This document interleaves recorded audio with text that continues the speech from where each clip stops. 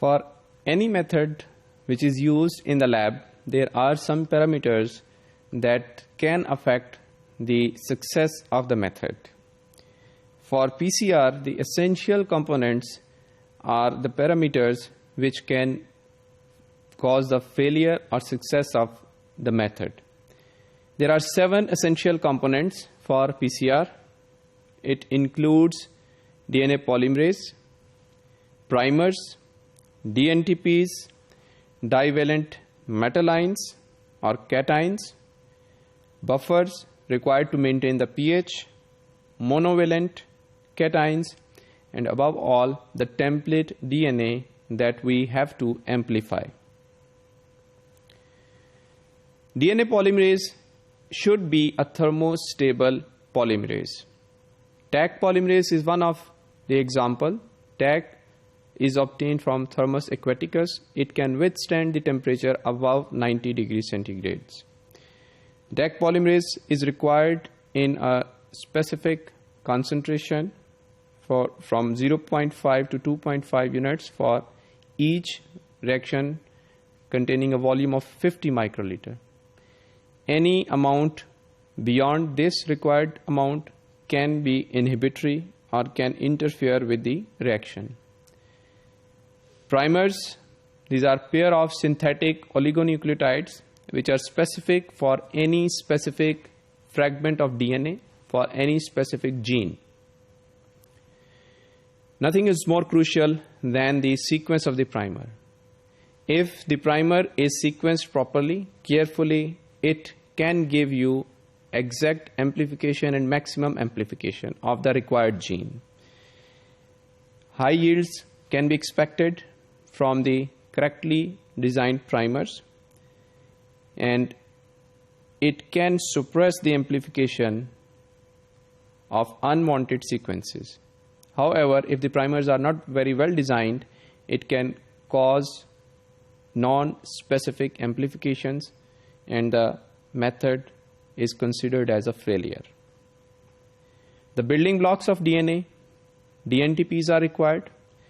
DNTPs include all the 4 nucleotides, DATP, DGTP, DTTP and DCTP. They are required again in a specific concentration up to 250 micromolar concentration in the presence of 1.5 millimolar magnesium chloride concentration.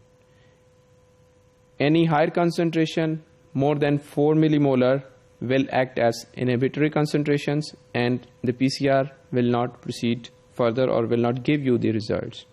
It is always recommended that when you are going to use the DNTPs, you should centrifuge them after thawing them, after taking them out of the freezer. Divalent cations, which are required for the thermostable polymerase. Magnesium is frequently used. In some cases, manganese can be used, but it is not working with most of the reaction, but some of the reactions. Calcium at all is quite ineffective. Therefore, we use magnesium. The concentration has to be optimized.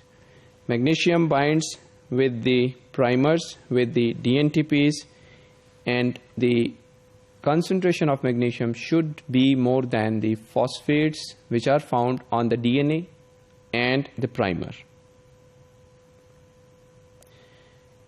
Buffers are required to maintain the pH. When we mix these required components and we incubate it at specific temperature of 72 degrees centigrade for the extension, there is a drop in pH. So we use a buffer at 8.3 to 8.8 pH so that during the reaction the pH, if it goes down, it should not go beyond or below 7.2.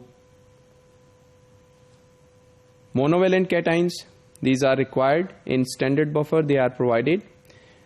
Potassium chloride is provided and its concentration is required for amplification of more than 6 or 500 base pairs of DNA.